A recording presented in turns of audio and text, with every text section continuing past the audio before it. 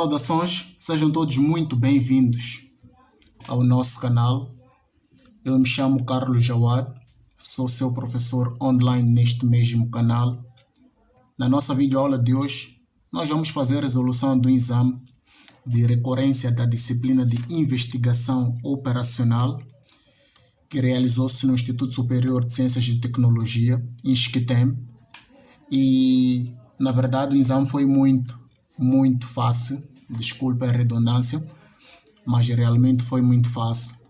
E eu acredito que os estudantes que foram submetidos a este mesmo exame, se fizeram um esforço, um mínimo esforço, na verdade, conseguiram obter êxitos neste exame, porque era um exame que em menos de uma hora era suficiente para tirar 20 valores fácil. Claro, se tem acompanhado os conteúdos aqui do nosso canal, que desde já eu quero convidá-lo a subscrever-se, porque neste canal você poderá encontrar conteúdos diversos sobre o seu curso. E isso, claro, vai ajudar-lhe a melhorar seu desempenho e aproveitamento acadêmico. Mas vamos àquilo que interessa, não é? Vamos à resolução do exame de recorrência e eu espero que vocês gostem do vídeo.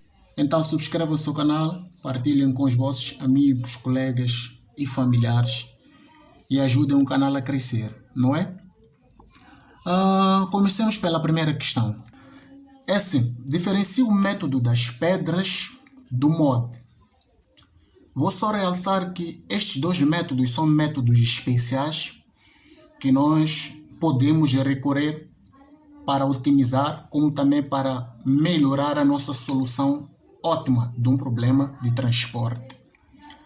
Mas, focando no cerne da questão, qual é a diferença entre esses dois métodos? É assim, a diferença que existe entre o método das pedras e o método de MOD é o seguinte: o método das pedras ele consiste na avaliação dos custos efetivos das rotas para encontrar uma rota mais viável do problema de transporte, enquanto que o método de MOD ele apenas faz a determinação da aproximação por qualquer um dos três métodos, que é método do canto noroeste, método do custo mínimo ou lucro máximo e o método de Vogel.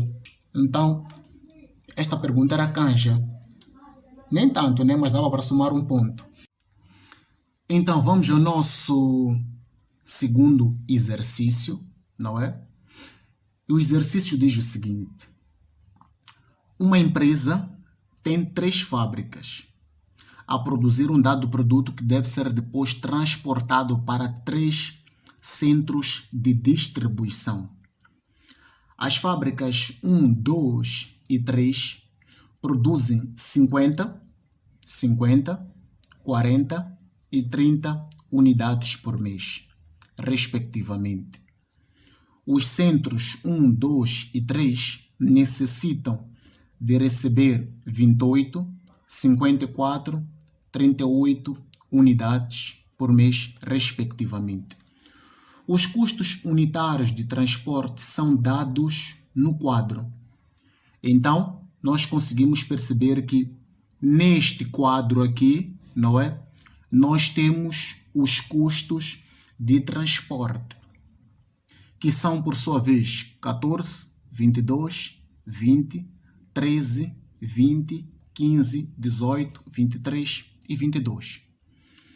A linha A do nosso exercício diz o seguinte: construa um modelo matemático que represente o problema de transportar produtos das fábricas aos centros de modo a otimizar o custo total de transporte. É assim, antes de nós resolvermos o exercício, vou fazer só levantamento de algumas observações.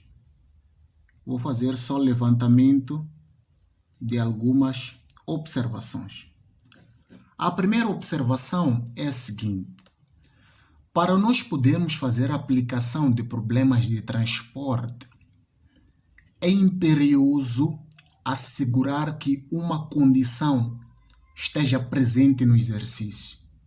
Que condição é essa, Wad? Nós temos que assegurar que a oferta ela é igual à procura. É verdade que esta igualdade não existe no mercado, mas é uma condição patente para a aplicação prática de problemas de transporte. Certo? O que isto quer dizer, na verdade? Vamos lá entender o seguinte. Quando nós falamos que as fábricas produzem, pressupõe-se que o quê? Pressupõe-se que elas produzem para vender.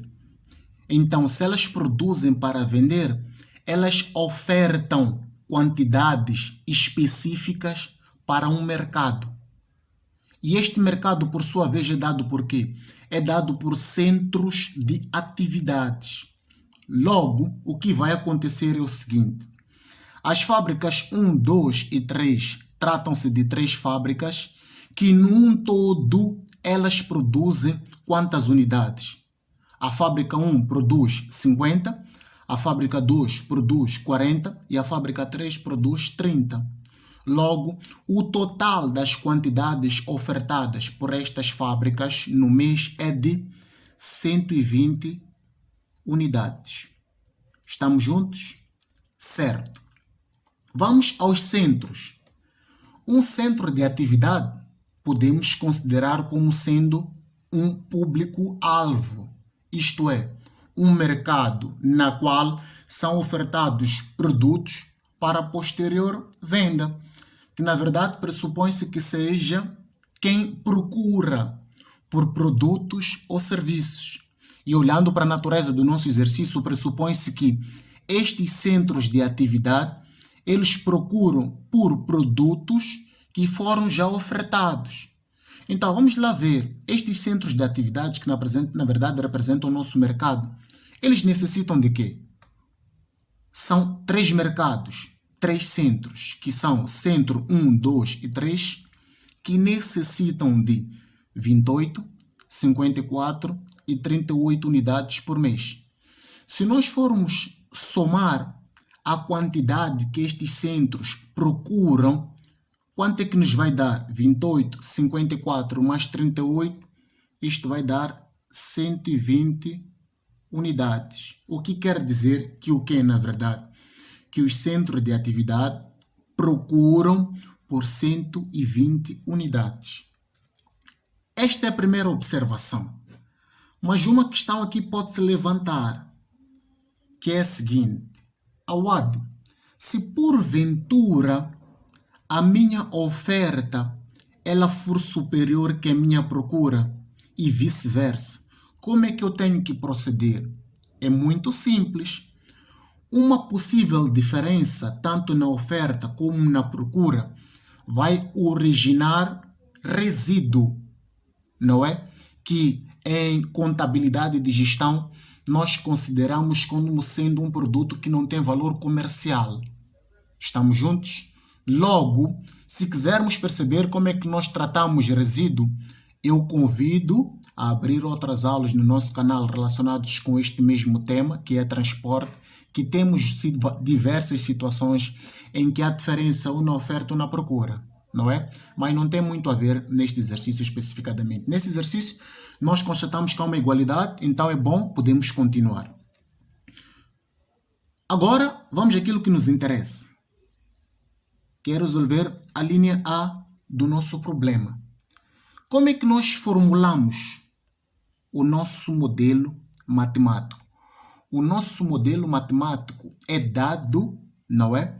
Pela nossa função objetiva e também pelas restrições.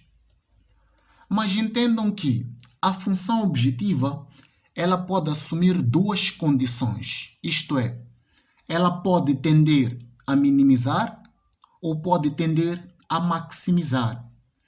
E Nós também temos várias aulas sobre esse tema aqui no nosso canal, sobre como nós identificamos se a nossa função objetiva tende a minimizar ou a maximizar.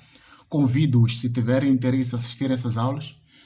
Mas olhando especificadamente para o nosso exercício, tem termos que a afirmação traz que nos remetem automaticamente a identificar de que função objetiva terá a nossa condição.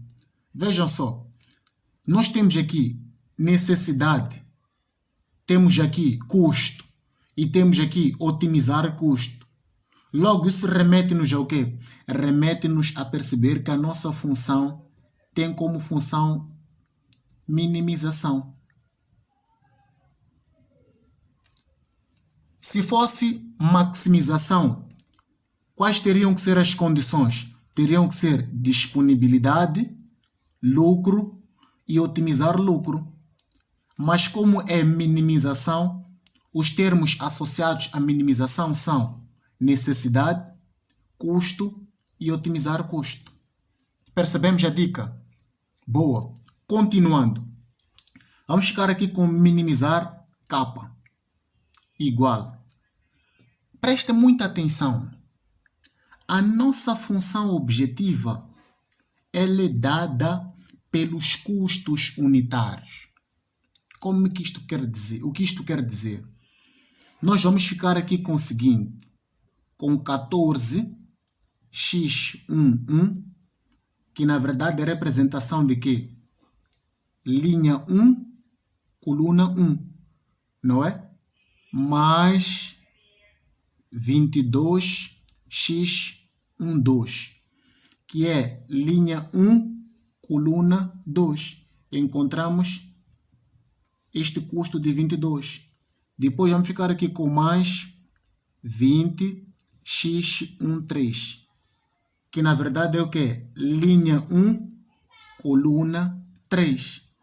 Continuando, mais 13x21, que na verdade representa o quê? Linha 2, coluna 1, mais 20x22, que representa o quê? Linha 2, coluna 2. Depois temos aqui mais 15x23, que representa o quê? Linha 2, coluna 3. Temos o custo de 15. E depois, para podermos gerir melhor o tempo, vamos colocar aqui mais reticências. Você também pode fazer assim no seu teste. E colocar, por fim, o último custo, que é 22. Vamos ficar com o quê? Com 22x. Qual é a posição? Linha 3, coluna 3. Então, vai ser 22x, 3. Feito assim, já temos representada a nossa função objetiva. De seguida, o que nós fazemos? Vamos fazer as nossas restrições. Então, as nossas restrições são dadas do seguinte jeito. Vejam uma coisa muito interessante, é que as quantidades ofertadas, elas encontram-se numa disposição horizontal. Conseguem notar? E, por sua vez, os centros que procuram encontram-se numa disposição vertical. O que isto quer dizer? Vejamos o seguinte. Como é que nós fazemos as nossas restrições ao AD? Atendendo à posição de cada um dos custos. Logo, como é que isto vai ficar? Vamos ficar aqui com x11 mais x12 mais x13, que por sua vez será igual. Recordam-se que quando nós introduzimos simplex, uma das coisas que nós falávamos relativamente à questão das restrições é que, na verdade, uma restrição é a representação de um recurso, não é? Na óptica de transporte, uma restrição ela é representação da quantidade ofertada por uma certa fábrica, olhando para a natureza do nosso exercício. O que isto quer dizer? Quer dizer que para a fábrica 1, a oferta nesta linha, não é? Será de quanto? Será de 50. Depois vamos para a segunda, que é a fábrica 2, que por sua vez será igual ao quê? Será igual a 40. Mas qual é a posição? Temos aqui x21 mais x22 mais x23. Estamos juntos? Depois seguimos o mesmo raciocínio para a fábrica 3, que será x, linha 3, coluna 1, mais x, linha 3, coluna 2, mais x, linha 3, coluna 3, que será por sua vez igual a 30. Assim sendo, nós já apresentamos restrições relacionadas com a nossa oferta, certo? Agora temos que apresentar restrições relacionadas com a nossa procura. Percebam que, conforme eu havia dito anteriormente, a procura que é dada pelos centros encontra-se numa disposição vertical. Logo, como é que será? Vamos ficar aqui com x11, que representa esta aqui, que está na linha 1, coluna 1.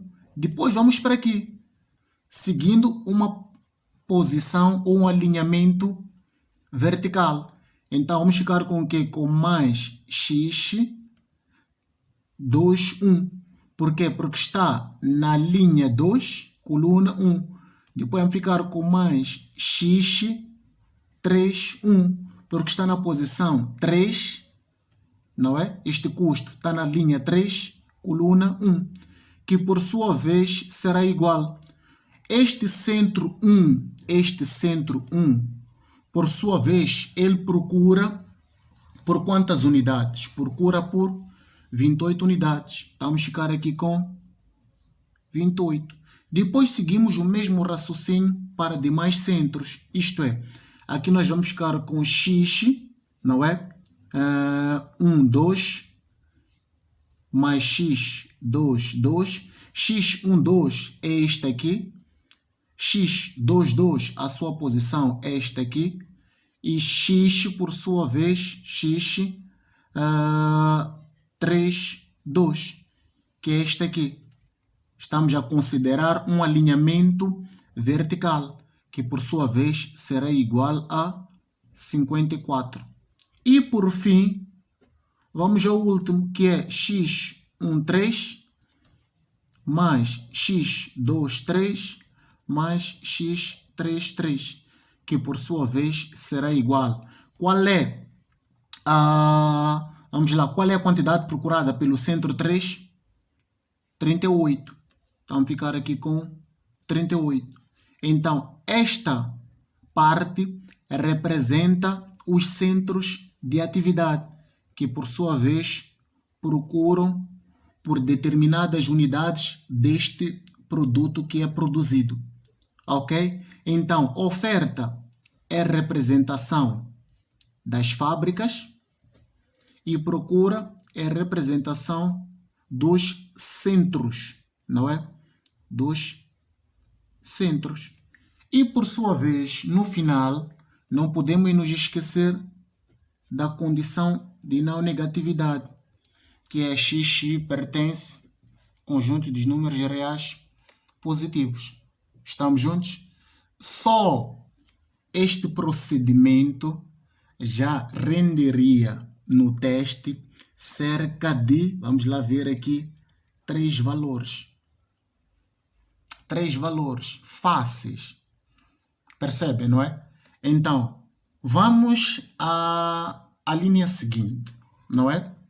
Na nossa linha seguinte, qual é o pedido?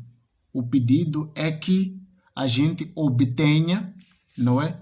O pedido é que a gente obtenha a solução básica admissível inicial utilizando o VAM.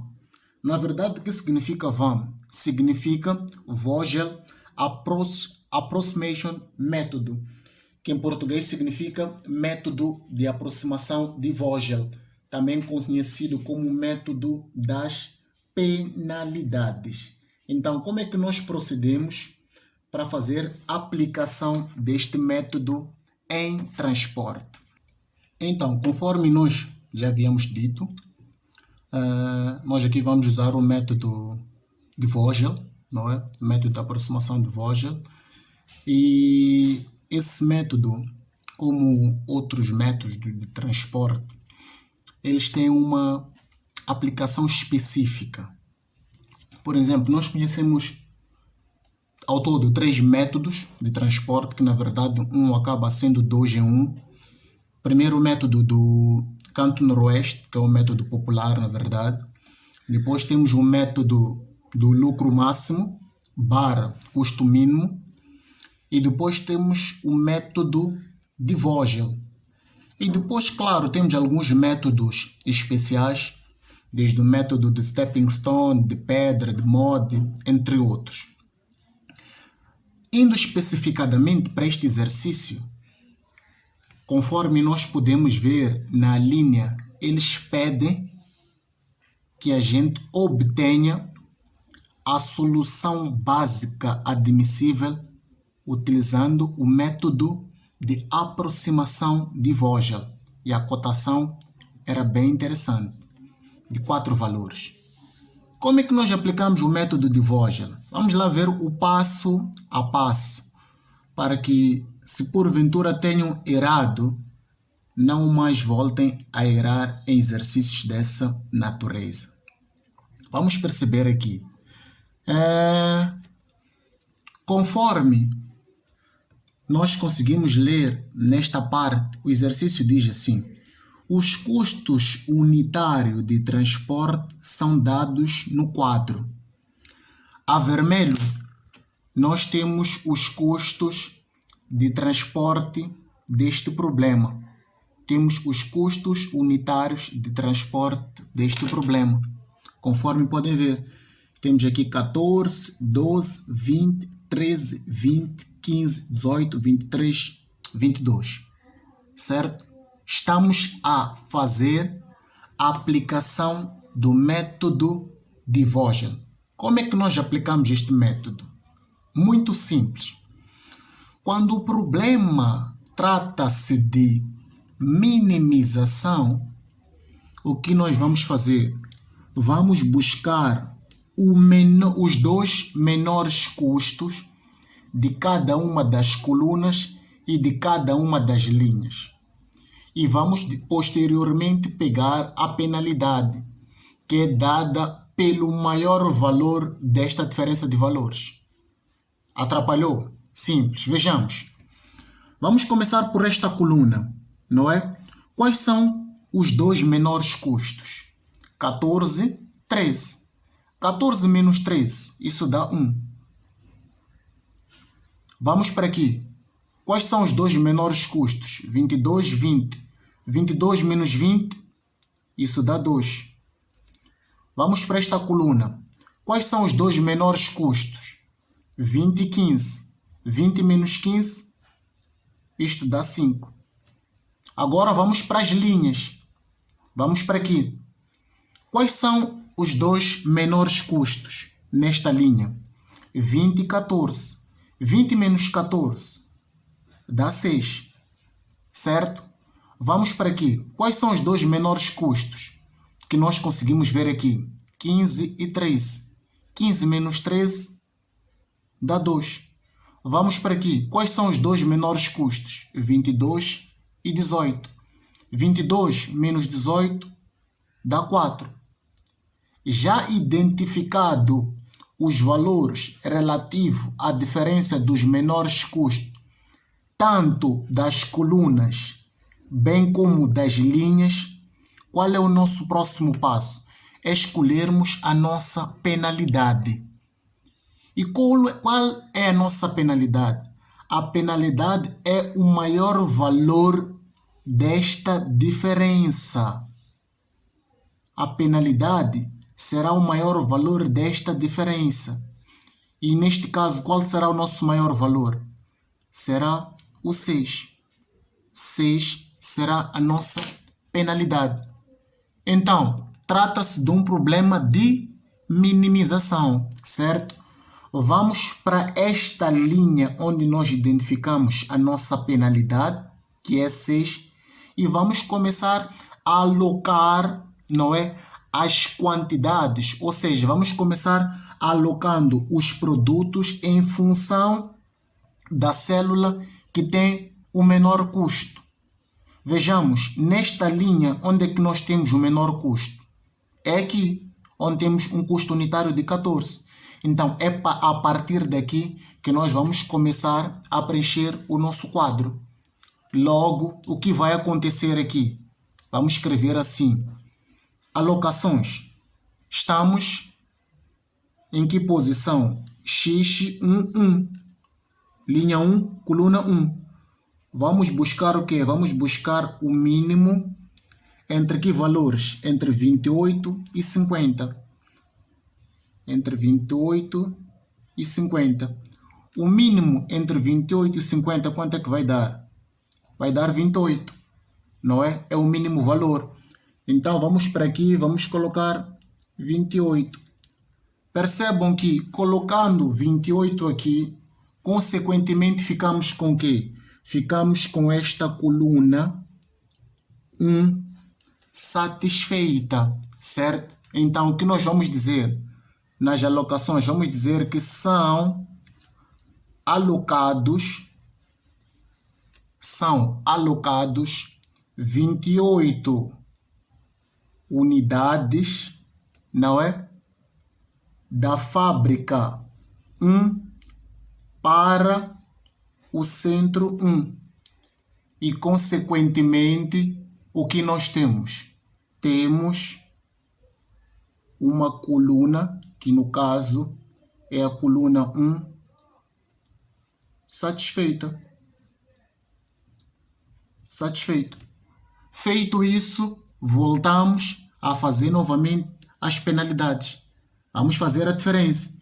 Vejam só, uma vez que esta coluna já está satisfeita, não conseguimos identificar dois menores custos. Quando isso acontece, o que nós fazemos? Colocamos aqui um X. Aqui ainda não houve nenhuma mudança, então vai manter-se 2. Aqui, por sua vez, também não houve nenhuma mudança, vai manter-se 5. Vamos para aqui. Quais são os dois menores custos aqui? Este já foi preenchido, então ficou 22 e 20. 22 menos 20, quanto é que vai dar? Vai dar 2, certo? Vamos para aqui, para esta linha. Quais são os dois menores custos? A célula do 13, de certa forma, já foi ocupada. Então, ficamos com o quê? 20 e 15. 20 menos 15 vai dar 5, certo? Vamos para esta terceira linha. Quais são os dois menores custos agora? 23 e 22. 23 menos 22, quanto é que isto vai dar? Vai dar 1. Logo, olhamos para estes valores obtidos nesta diferença e vamos selecionar a nossa penalidade com base no maior valor. Logo, qual será a nossa maior penalidade? 5. Certo? Vamos para esta linha, buscamos o menor custo unitário. Onde é que está o nosso menor custo unitário? Está aqui. É o 15. Então, o que nós vamos dizer? Vamos aqui para a alocação. O 15 está em que posição? Está na linha 2, coluna 3. Então, vamos ficar aqui com X2. Vamos ficar com X2, 3, que será mínimo entre o quê? 38, não é? 38 será o mínimo entre 38 e 40. Será mínimo entre 38 e 40. E 38 e 40, qual é o mínimo valor? Obviamente que é 38. Vamos colocar aqui 38. Vamos dizer o quê? São alocados 38 unidades. De onde agora? Da fábrica 2 para o centro 3. Se são alocadas 38 unidades da fábrica 2 para o centro 3, ficamos automaticamente com o quê? Ficamos automaticamente com a nossa coluna 3 satisfeita. A nossa coluna 3 foi satisfeita. De seguida, voltamos para aquele nosso procedimento dos menores custos. Aqui não temos os dois menores custos. Voltamos a colocar X. Aqui ainda não houve nenhuma alteração, mantemos 2. Aqui, por sua vez, já está tudo satisfeito, colocamos X. Estamos juntos? Olhamos para a nossa linha, constatamos que o quê? Que apenas temos um campo. Quando ficamos com uma única célula, o que nós fazemos? Não colocamos X, não. Vamos colocar asterisco.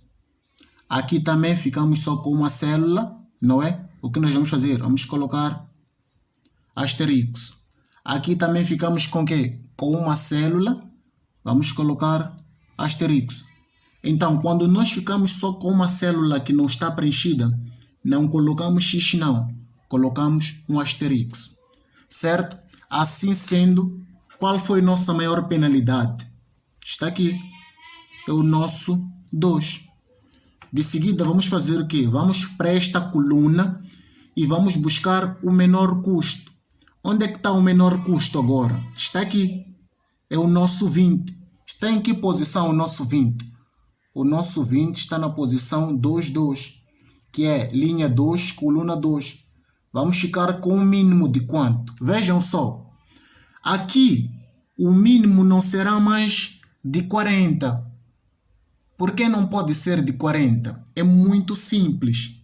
Porque da fábrica 2 já foram alocados 38 unidades no centro 3.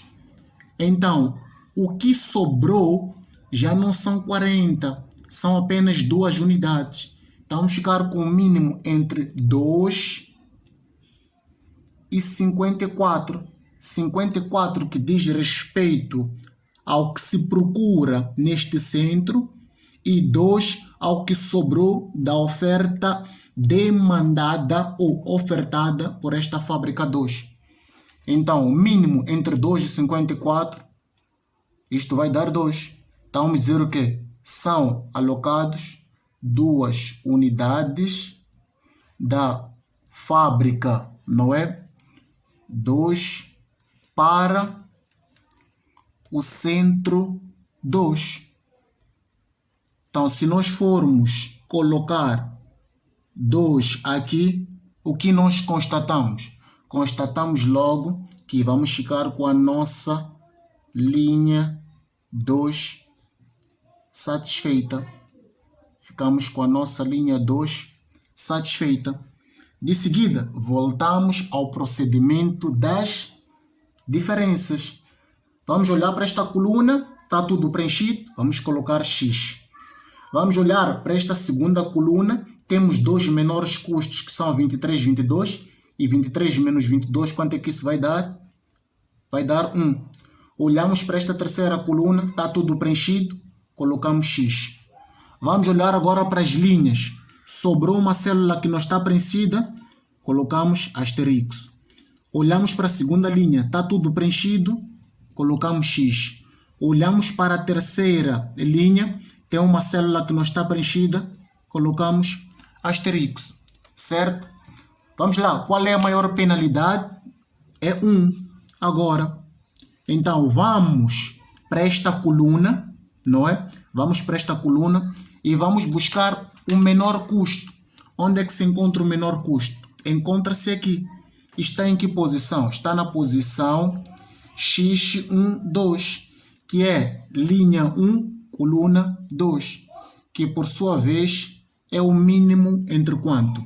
é o mínimo entre 22, porque 50 menos 28 dá 22, é o mínimo entre 22 e 52. 52 porque é o AD? Porque este centro 2, ele procura por 54 unidades, porém já foram alocadas 2 unidades da fábrica 2 para o centro 2. Então vamos fazer uma diferença entre 54 e 2. Isto vai dar 52. Então o mínimo entre 22 e 52, obviamente que é 22, certo? Assim sendo, o que nós vamos dizer? Vamos dizer que são alocados 22 unidades, não é? Da fábrica 1 para o centro 2. Logo, nós vamos ficar com o quê? Vamos ficar com a linha 1 satisfeita. Logo, vamos ficar com a linha 1 satisfeita. A nossa linha 1 está satisfeita. Depois, voltamos a diferenças dos menores custos de cada uma da linha e coluna. Aqui está tudo preenchido. Vamos colocar X. Aqui constatamos que sobrou apenas, não é? Uma célula que não está preenchida. Vamos colocar asterisco. Aqui nós constatamos que está tudo preenchido. Vamos colocar X.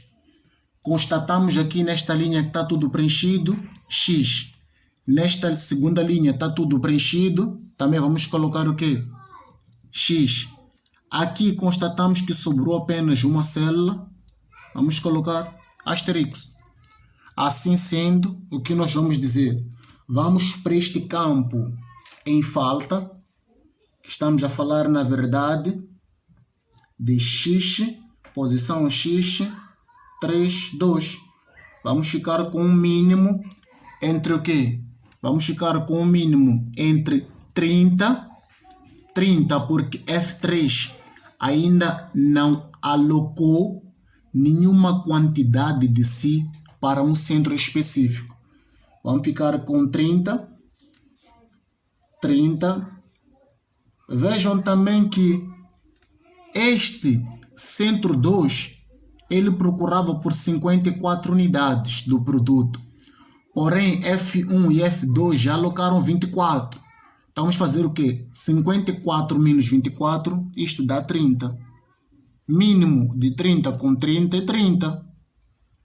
Então, vamos dizer o quê? Que são alocadas 30 unidades, não é? De F3, que é da fábrica 3, para o centro 2. Ao alocarmos 30 unidades deste produto para aqui, o que nós conseguimos constatar? Conseguimos constatar que vamos ficar com a linha 3 e a nossa coluna 2 satisfeita. Linha 3, coluna 2 satisfeita. Então, feito isso, qual é o nosso próximo procedimento? É muito mais simples, não é? Já fizemos aqui as alocações, agora só precisamos de encontrar a nossa solução ótima admissível, que é aquilo que o nosso exercício nos pede. Awad, como é que nós fazemos para encontrar a nossa solução ótima admissível? Como é que nós procedemos, na verdade? É assim, esse é um procedimento muito simples, muito simples. Nós só vamos precisar de conhecer aquelas que são as nossas células, não é? É assim, nós temos dois tipos de células. Temos células básicas, temos células não básicas. O que é uma célula básica? Que na verdade é aquilo que o nosso exercício pede, que a gente encontra uma solução básica admissível. A solução básica admissível, ela é dada pelas células básicas. E o que é uma célula básica, Wad? Uma célula básica é uma célula onde, para além do custo, não é, que é dado em todas as células, ela apresenta uma alocação específica, não é? Ela apresenta uma alocação específica. Então, como é que seria aqui? Seria muito simples. Ia ficar do seguinte jeito. Vamos fazer aqui juntos. Vamos lá otimizar o nosso resultado, que é, na verdade, minimizar K, que será igual. Vamos usar as células básicas, não é? Vamos ficar aqui com 28 vezes 14. É a primeira célula básica. Mais 22 vezes 22, não é? Que é a nossa segunda célula básica. Mais 2 vezes 20, que é a nossa terceira célula básica. Mais 38 vezes 15, 38 vezes 15, que é a nossa quarta célula básica. E por fim, mais 30 vezes 23, que é a nossa última célula base. Logo, minimizar K será igual. Se nós formos fazer essa operação rapidamente na nossa máquina, isto aqui nos vai dar 2.176 unidades monetárias. Estamos juntos? Deste jeito termina o nosso exercício, onde nós encontramos aquilo que é a solução básica admissível utilizando o método de aproximação de Vogel, que é o que pediam-nos nesta linha especificadamente. Certo? Eu espero que tenham percebido muito bem a aplicação de penalidades em problemas de transporte. Continuando, nós temos ainda aqui neste nosso exame uma terceira questão relativa ao mesmo problema do número 2, onde pede que a gente faça o teste de melhoramento da solução pelo método de MODE e apresentar a solução melhorada. Como é que nós procedemos, Jawad? Muito simples. Vamos só recapitular algumas coisas. A primeira é a seguinte: existem 3 métodos padrões de transporte, que é o método do canto noroeste, depois temos o método do lucro máximo barra custo mínimo, e depois temos o método de Vogel. Fora esses métodos, surgem alguns métodos especiais que visam auxiliar-nos no melhoramento da nossa solução. E estes métodos podem ser stepping stone, pedras ou método de MODE. E cada um destes métodos também tem uma aplicação específica no que diz respeito a transporte. Isto é, cada método tem uma fórmula específica de aplicação. Eu não melhoro a solução dos meus problemas de transporte do mesmo jeito, aplicando diferentes métodos. Não. Cada método tem uma fórmula específica de melhoramento da solução. E neste exercício especificadamente, nós vamos usar o método de MODE, não é? Isto é, vamos fazer o teste de otimidade. Vamos fazer o teste de otimidade de MODE. De otimidade de MODE. Certo? Como é que isto vai ficar? Nós temos que assegurar que nós teremos aqui uma equação para XXJ, que na verdade é linha coluna diferente de zero. Recordam-se que quando resolvíamos o nosso exercício, recordam-se que quando nós resolvemos a linha anterior, a linha B, aplicando o método de Vogel, chegamos em algum momento a falar sobre a questão das células básicas e não básicas, não é? O que vai acontecer aqui é o seguinte: nós vamos formar equações diferentes. O que vai acontecer aqui é o seguinte: nós vamos formar algumas equações que o seu resultado é diferente de zero, não é? E estas equações, elas serão formadas com base nas células básicas, não é? Que podemos encontrar na nossa tabela acima, isto é, na linha B. Vejamos uma coisa interessante, que é a seguinte: esta aqui é uma célula básica, certo?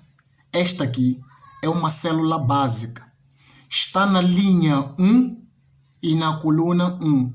Então, o que nós vamos dizer é o seguinte: vamos dizer que U1 mais V1 será igual a 14. U1 representa a linha, V1 representa a coluna e o 14, por sua vez, representa o custo, certo? Vamos buscar a nossa segunda célula básica. É esta aqui. Esta aqui é uma célula básica.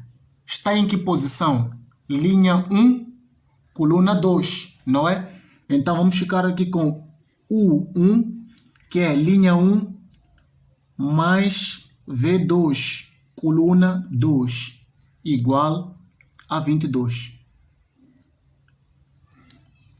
De seguida, vamos buscar a nossa terceira célula básica, que é esta aqui, por sua vez, que está na linha 2, coluna 2.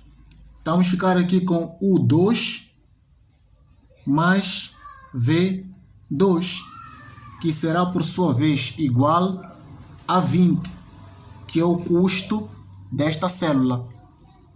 Depois vamos buscar a quarta célula básica, que é esta aqui, que está na linha 2, coluna 3. Então, vamos ficar aqui com U2 mais V3 igual a 15. Estamos juntos? E, por fim, nós vamos buscar a nossa última célula básica, que é esta aqui, que está na posição U3, mais está na coluna V2, que por sua vez é igual a 23, que é o custo da célula. 23, certo? Certo. Este é o nosso primeiro passo da aplicação do método de Mott. Identificado isso, eu tenho que olhar para cada uma destas posições e identificar a que tem maior número de repetições. E se nós formos a constatar, a posição U1, ela repete-se por 2 vezes. A posição U2, ela repete-se por 2 vezes. Mas constatem que a posição V2, ela repete-se por 3 vezes. Ok? Logo, o que eu faço? Uma vez que a variável que aparece mais vezes é a variável V2, eu posso dizer assim: então, V2 será igual a 0. Logo, já é muito fácil encontrar o valor pertencente às outras variáveis.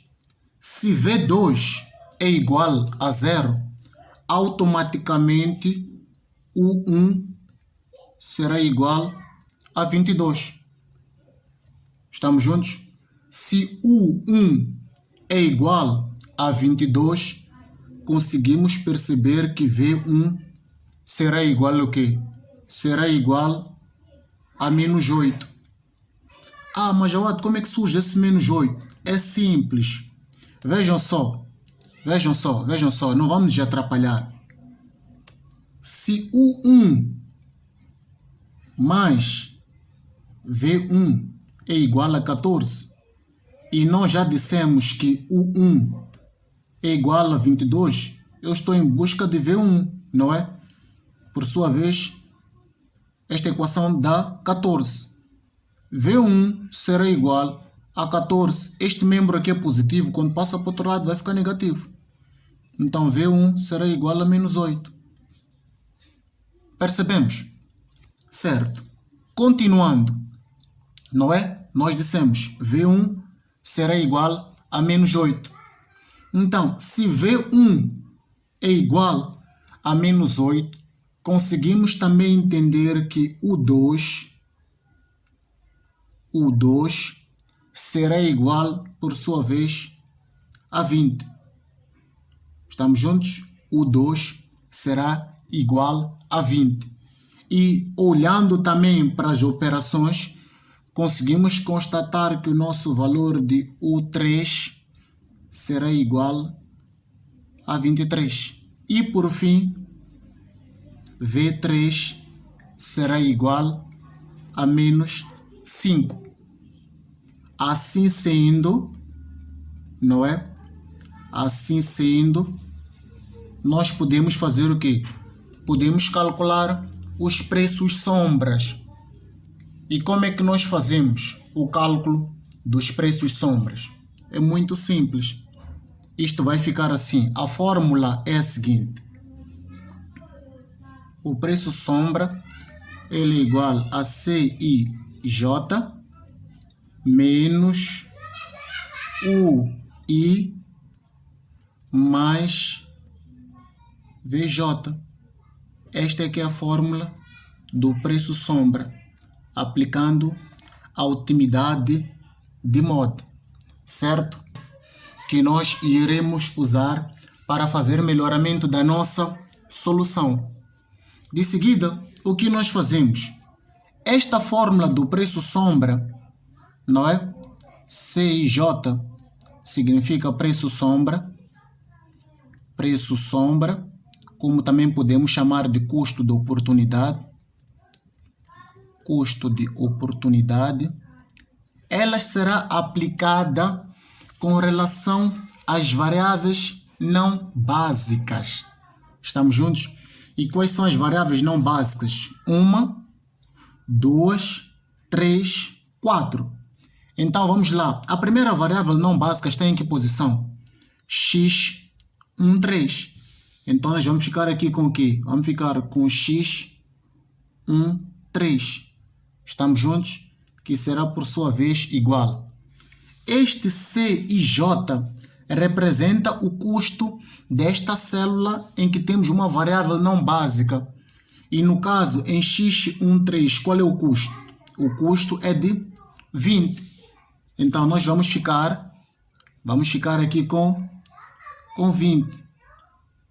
20 menos, não é? Vejam só. O 1 corresponde o quê? Corresponde à posição U1, que é esta aqui, que por sua vez dá 22. Estou a fazer a aplicação da fórmula. Mas, não é? V3, porque estamos na posição X13, que é linha coluna. Este 22 é da linha 1, que é U1, que é esta aqui. Agora vamos buscar o quê? V3, que é menos 5. Menos e mais vai dar menos.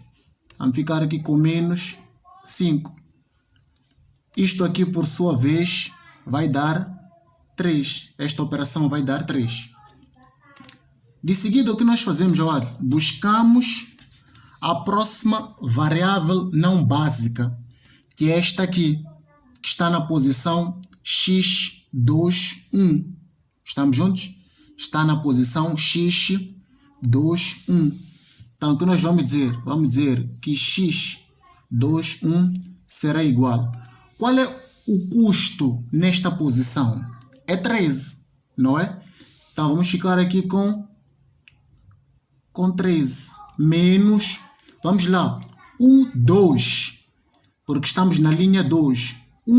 U2, quanto é que nós temos? Temos 20, então vamos ficar aqui com 20 menos V1, linha 2, coluna 1, V1, quanto é que nos deu o nosso V1? Vamos aqui buscar, dá menos 8, menos e mais da fórmula, dá menos, então vamos ficar aqui com menos 8. Então, quanto é que nos vai dar esta operação? Esta operação nos vai dar 1. Estamos juntos? Certo. Depois, vamos buscar a próxima célula não básica. E qual é, neste caso, a próxima célula não básica? Se nós formos a ver, temos esta aqui, que está na posição x31. Isto é, linha 3, coluna 1. Então, vamos ficar aqui com x31. Será igual. Vamos lá. Em x, nesta posição 31, qual é o custo da célula? 18. Então, vamos colocar aqui 18 menos U3. Quanto é que nos dá U3? Porque estamos na linha 3. U3 temos 23. Temos 23. Depois, V1. Quanto é que nos deu o nosso V1? O nosso V1, nós já temos aqui. Nos deu menos 8. Menos e mais dá menos. Então, vamos ficar aqui com menos 8. Logo, o resultado desta operação aqui vai nos dar 3. Depois, vamos para aqui. Vamos lá localizar a nossa última célula não básica, que é esta aqui, que está na posição linha 3, coluna 3. Então, vamos ficar aqui x33. Qual é o valor do custo nesta posição? 22. Vamos ficar aqui com 22 menos U3. Por que U3? Porque estamos na linha 3. U3. Temos 23 menos V3, temos menos 5. Menos e mais dá menos. E o resultado desta operação aqui vai nos dar 4. Conseguem constatar que o problema trata-se de minimização e os valores dos preços sombra são todos positivos. Quando isto acontece, a justificação que nós vamos dar é a seguinte, é que esta solução encontrada pela aplicação do método de Vogel, ela não pode ser mais melhorada. Quando é que ela seria melhorada? Ela seria melhorada se porventura um destes preços sombras fosse negativo. A partir dessa posição onde o preço sombra seria negativo, seria a partir daí onde nós melhoraríamos a solução do nosso problema de transporte. Assim sendo, qual é a resposta que nós vamos dar? Vamos dizer que calculado, não é? Vamos lá responder juntos. Vamos dizer assim, que calculado os preços, não é? Calculado os preços sombra, calculado os preços sombras e constatado que os valores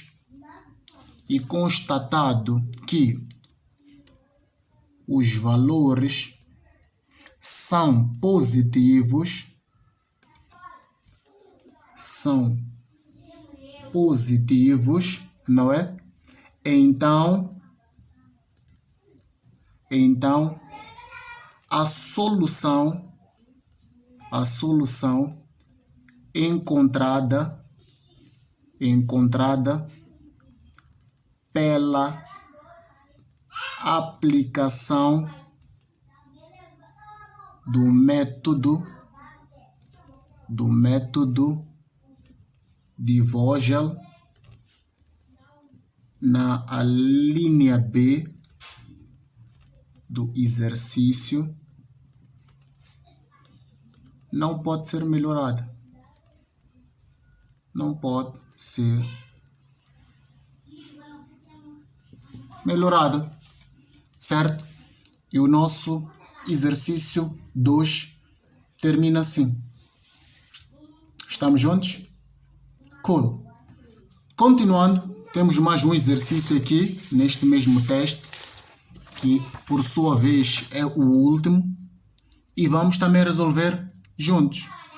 E olha que a pontuação é bem interessante. Então, conforme podem ver, esse teste foi um teste mesmo muito fácil, de bandeja. Para quem esforçou-se um pouco, certamente conseguiu ter um bom resultado. E por fim, nós tínhamos este exercício 3, que eu espero que vocês tenham conseguido resolver com êxito.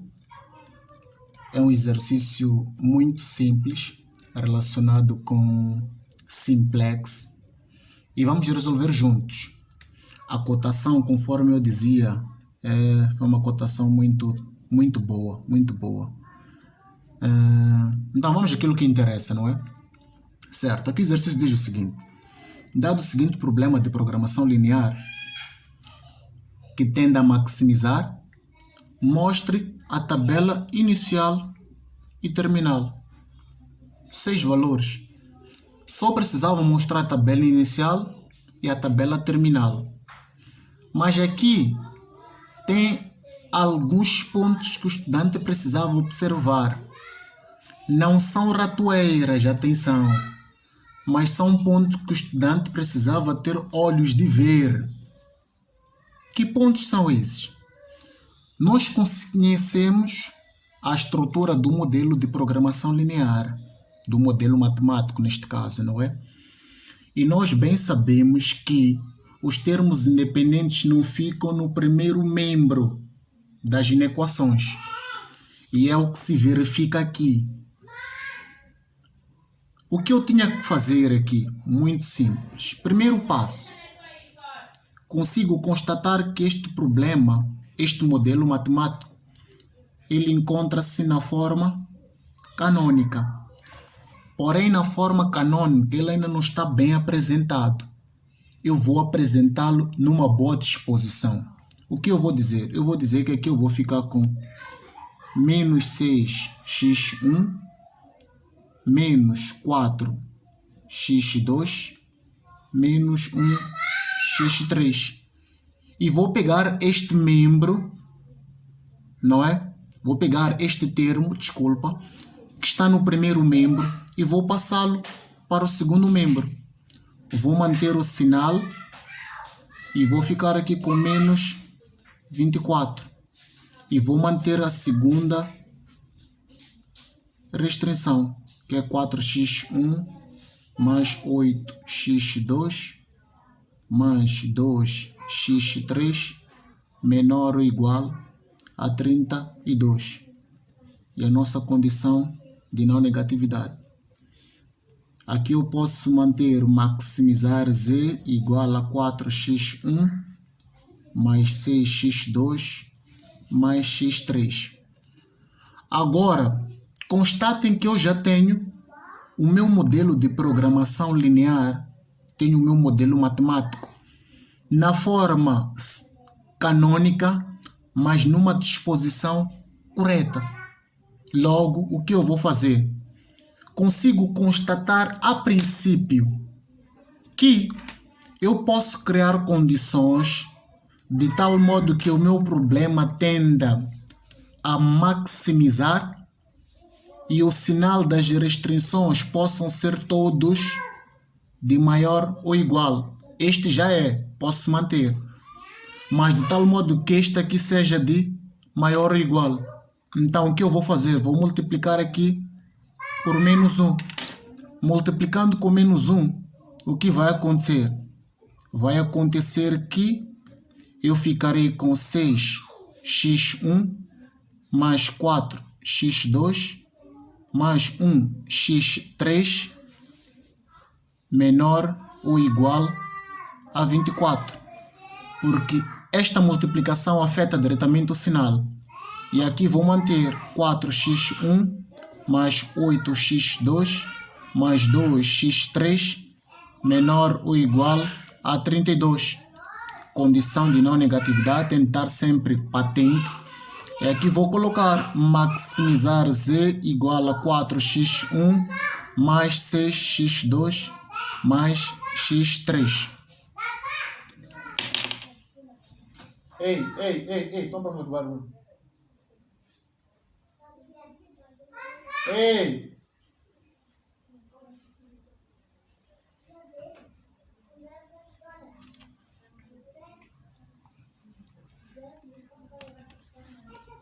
Certo? Certo. Agora, vejam o seguinte, que nós temos função objetiva tendendo a maximizar, sinal das nossas inequações de menor ou igual. Isso é bonito. Maximizar, menor ou igual. Remete-nos ao que é isto? Método simplex direto, como também chamado de método simplex só. Fácil. De seguida, o que eu preciso fazer? Preciso passar o meu modelo, que se encontra na forma canônica, para a forma standard. Como é que isto vai ficar? Vamos ficar aqui com 6x1 mais 4x2 mais 1x3. E aqui vamos ficar com 4x1 mais 8x2 mais 2x3. E vamos introduzir as variáveis de folga. Aqui vamos ficar com mais x4. Aqui vamos ficar com mais 0x4. Depois vamos introduzir aqui também uma variável de folga, mais x5. E aqui vamos ficar com mais 0x5. Vamos igualar isto a 24. E vamos igualar isto a 32. Mantemos a nossa condição de não negatividade. E por sua vez a nossa função objetiva passa a ser maximizar z igual a 4x1 mais 6x2 mais x3 mais 0x4 mais 0x5. Feito isso, vamos para a nossa tabela inicial. Feito isso, vamos para a nossa tabela inicial. Não é? Então, esse teste vocês conseguem constatar aqui. Epa, não quiseram tirar 20 por vontade própria só. Mas o teste estava muito simples. Então vamos ter aqui a nossa base. Vamos ter x4. x4, aqui vamos ter x5. E aqui por sua vez vamos ter z. Então aqui nós temos x1, x2, x3, x4, x5. Bem, então aqui nós temos 6, 4, 1, 0, 24, 4, 8, 2, 0, 1, 32. E aqui vamos ficar com menos 4, porque os valores da função objetiva entram na tabela inicial na linha do z com sinais contrários. Menos 4, menos 6, 0, 0, 0, 0. Até aqui, 3 valores certos. Esta aqui é a nossa tabela inicial. Só isso. E depois, podíamos proceder com a resolução devida e depois apresentávamos só a tabela terminal. E como é que seria isso? As tabelas que se seguem, que é a que eu vou resolver agora, é uma tabela que vocês não precisavam colocar no vosso teste. Podiam fazer no rascunho e depois só apresentar a tabela terminal. Mas se colocassem também não tinha problema nenhum, mas era de bom senso só colocassem duas tabelas. Então vamos lá resolver isto. É método simplex direto. Tenho N aulas aqui no nosso canal que explica sobre como é que nós fazemos a aplicação desse método. Vamos fazer só diretamente para podermos ganhar tempo. Então, esta aqui é a nossa coluna pivô. Vamos só fazer uma divisão aqui rápida. 32 dividido por 8. Isto aqui vai nos dar 32 dividido por 8. Isto aqui vai nos dar 4. 24 dividido por 6. 24 dividido por 4. Desculpa, isso vai dar 6. Então, esta aqui será a nossa linha pivô. Conforme nós bem sabemos, a nossa linha pivô é dada pelo menor valor da divisão do termo independente com os valores que compõem a nossa coluna pivô. Então, podemos ir. Esta aqui será a nossa primeira iteração. Estamos juntos? Então, como é que vai ficar a nossa primeira iteração? Muito simples. Muito simples. Esse teste estava muito simples. Muito. Digam N coisas, mas não apontem o dedo ao professor, porque deu-vos um teste mesmo ao vosso nível. Um pouco abaixo até, porque estudiosos que eu sei que vocês são, não consigo entender como é que... Mas enfim, vamos lá. Aqui nós temos x4, x5 vai sair da base, conforme podem ver, vai entrar a variável x2. E aqui, por sua vez, ficamos com z.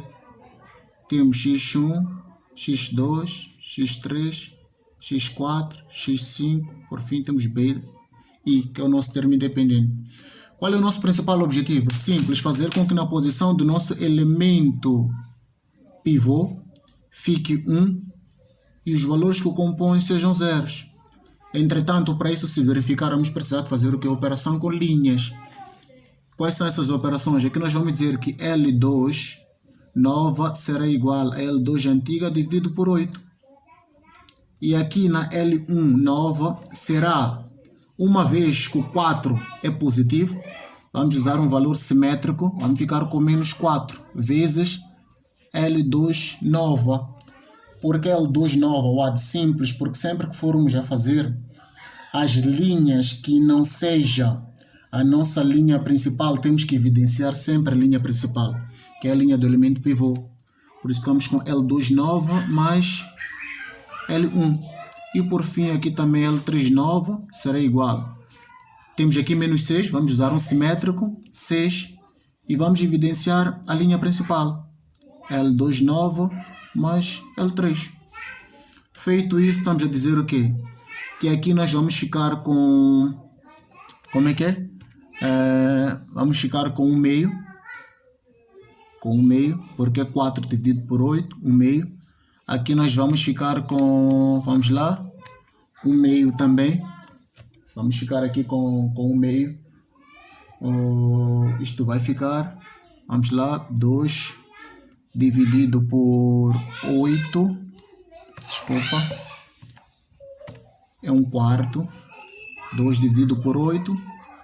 Sim, 2 da linha 2 antiga dividido por 8. Isso vai ficar 1/4. Depois aqui vamos ficar 0 dividido por 8. Isso vai dar 0. E 1 sobre 8. 32 dividido por 8. Isto aqui vai dar 4. Depois fazemos essa operação toda. Vamos lá fazer aqui juntos, para vocês não errarem mais isto, se porventura alguém errou, que eu não sei. Então, estamos a dizer que temos o que na primeira linha? Estamos a dizer que temos menos 4, não é? Vezes 1 sobre 2, mais 6. Quanto é que isto deu? Deu 4. Estamos juntos? Certo. E depois temos menos 4 vezes 1/4 mais 1. Quanto é que isto deu? Deu 0. Menos 4 vezes 0 dá 0. Mais 1 dá 1. Depois temos menos 4 vezes 1 sobre 8 mais 0, não é? Isso vai dar menos 1 meio. Depois temos o que? Temos menos 4 vezes 4 mais 24. Menos 4 vezes 4 mais 24, isto aqui vai dar 8. Depois aqui é só nós dizemos, temos 6 vezes 1 meio, não é? Mais menos 4. Isto vai dar menos 1. Depois temos 6 vezes 1 quarto mais 0. Isto aqui vai dar 1 meio, que na verdade é 3 sobre 2. Isto vai dar 3 sobre 2. Depois temos 6 vezes 0, 0 mais 0, 0.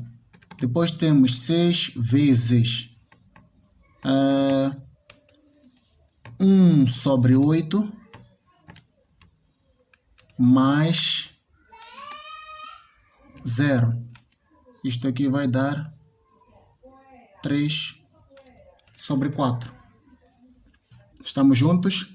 Certo. Depois temos 6 vezes 4 mais 0. Isto aqui vai dar 24. Não é? Peço só para confirmar um resultado aqui, que é 6 vezes 1 sobre 2 menos 4. Sim, isso dá menos 1. Certo? Feito isso, qual é o próximo procedimento? Conseguimos constatar que temos um valor negativo na linha de Z. E o objetivo é que todos sejam positivos para que a gente encontre a solução.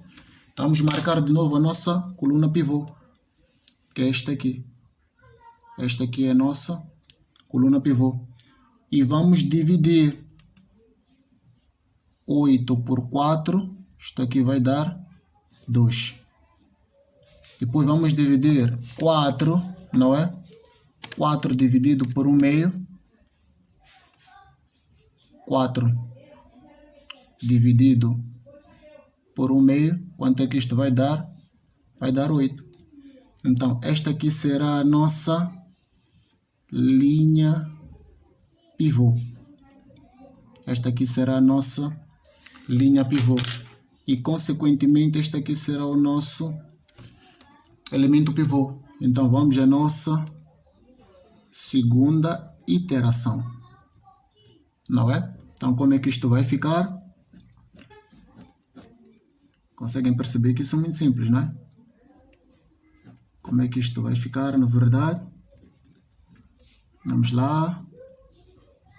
Temos aqui base, x1, x2, x3, x4, x5, bi. Então, x4 agora vai sair da base e vai entrar x1. E vamos manter aqui x2. Isso aqui é Z. Qual é o objetivo? Fazer com que na posição do nosso elemento pivô seja 1 e os valores que o acompanham zeros, não é? Então aqui vamos ficar com 1, 0, 0. Para isso acontecer, vamos precisar de criar operações com o quê? Com linha. Vamos dizer o quê? Vamos dizer que L1 nova será igual ao quê? A L1 antiga sobre 4. E aqui vamos dizer que L2 nova será igual ao quê? Será igual a positivo, vamos buscar um simétrico, menos 1 sobre 2 vezes L1 nova mais L2 antiga. Então, L3 nova será igual ao quê? Será igual a 1 vezes L1 nova mais L3. Feito isso, como é que nós vamos ficar? Não é? Vamos ter aqui 0. Vamos ter aqui também 0. E depois vamos ficar aqui com 1 quarto. E vamos ter o quê? Vamos ter menos 1 sobre 2 dividido por 4. Quanto é que isso vai dar? Vai dar menos 2. Depois vamos ter 8 não é? 8 dividido por 4, isto vai dar 2. Então, depois aqui nós vamos ficar com o quê? Vejam só, estamos a dizer que temos menos 1 meio, não é? Vezes 0 dá 0, mais 1 vai dar 1. Menos 1 meio vezes 0. Deixa eu só organizar aqui. Menos 1 meio vezes 0 dá 0. Mais 1 quarto, 1 quarto. Aqui vamos ficar com o quê? Com menos 1 sobre 2 vezes o quê? Vezes 1 sobre 4, não é? Mais 0. Quanto é que isso dá? Dá menos 1 sobre 8, certo? Depois vamos ficar com o quê? Com menos 1 sobre 2 vezes menos 2 mais 1 sobre 8. Estamos juntos? Ficamos com menos 1 sobre 2 vezes menos 2 mais 1 sobre 8. Vamos ficar aqui com 9 sobre 8. Depois temos menos 1 sobre 2 vezes 2 mais 4. Isto aqui vai dar 3. E depois aqui temos o que? Temos 1. Não é? 1 vezes 0 dá 0 mais 0, 0. 1 vezes 0 dá 0 mais 3 sobre 2. Ficamos aqui com 3 sobre 2. Depois temos 1 vezes 1 quarto dá 1 quarto mais 0, 1 quarto. Peço só para confirmar uma coisa rapidamente. Nós aqui temos L1 antiga, que é menos 1 sobre 2, que por sua vez está a dividir por 4. Isto dá menos 1 sobre 8. Menos 1 sobre 8. Exato, aqui tem que ser menos 1 sobre 8. Logo, este resultado pode estar também comprometido. Vamos só fazer rapidamente. Aqui nós temos menos 1 sobre 2 vezes menos 1 sobre 8. Sim, mais 1 sobre 8. Exatamente. Então aqui nós temos 3 sobre 16. 3 sobre 16. Aqui nós temos menos 1 sobre 2 vezes 2 mais 4. Aqui é 3. Aqui está tudo bem. Certo? Então, para a nossa operação 3, até então está tudo bem encaminhado. Aqui nós vamos ter 1. Deixa eu só fazer aqui rapidamente. Temos 1 vezes menos 1 sobre 8 mais 3 sobre 4. Isto, por sua vez, vai dar 5 sobre 8. 5 sobre 8, certo? Então, vamos ficar com 1 vezes 2 mais 24. E vai dar 26. Certo? Então, podemos desde já colocar as nossas soluções. Vamos ficar, nós sabemos que temos dois tipos de soluções, não é? Temos as soluções básicas finais. Soluções básicas finais, que no caso será x1 igual a 2, x2 igual a 3. Depois temos soluções não básicas finais. Soluções não básicas finais, que no caso será x3 igual a x4 igual a x5, ambos iguais a 0. E por fim, não é? E por fim, vamos ficar com maximizar z igual a 26 unidades monetárias. Até podemos se quisermos ser mais precisos, fazer uma prova para aferir se efetivamente o nosso resultado está correto. Então, como é que nós fazemos a prova? Muito simples. Vamos buscar a nossa função objetiva principal, não é? Que é esta aqui. Certo?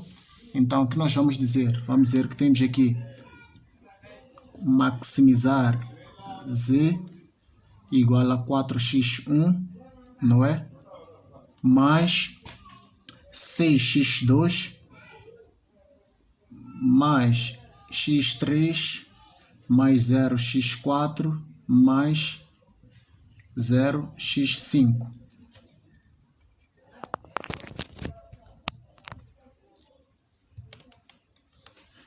Certo? Depois vamos dizer o quê? Maximizar z será igual a 4 vezes x1 deu 2, mais 6 vezes x2 deu 3, mais, aqui faltou 0, 0 vezes x3 também deu 0, mais 0 vezes x4 também deu 0, mais 0 vezes x5 também deu 0. Então aqui dá 0, aqui dá 0, aqui dá 0. Então maximizar z será igual a 4 vezes 2, 8, mais 6 vezes 3, 18. Logo, maximizar z será igual a 26 unidades monetárias. Assim conseguimos precisar que efetivamente o nosso resultado está correto, porque este valor da prova tem de ser igual a este valor que nós encontramos aqui. Certo? Certo. Então, na verdade, olhando para aquele que era o pedido do nosso exercício, onde pediam que nós apenas mostrássemos a nossa tabela inicial e terminal, imperioso aqui era só mostrarmos esta tabela, que é a nossa tabela inicial, e depois mostrarmos só esta tabela aqui, não é? Que é a tabela final. Esta tabela relativa à primeira iteração é uma tabela que vocês podiam fazer no rascunho, porque na verdade é parte do cálculo da determinação da tabela terminal, que por sua vez encontra-se na segunda iteração. E eram 20 valores certos, certíssimos. Então, terminamos a nossa aula por aqui. Espero que tenham gostado da videoaula. Se porventura gostou, deixa ficar o seu gosto. Tendo algum comentário, registra aí, eu gostava de ler. Um grande abraço, subscrevam seu canal. Até a nossa próxima videoaula.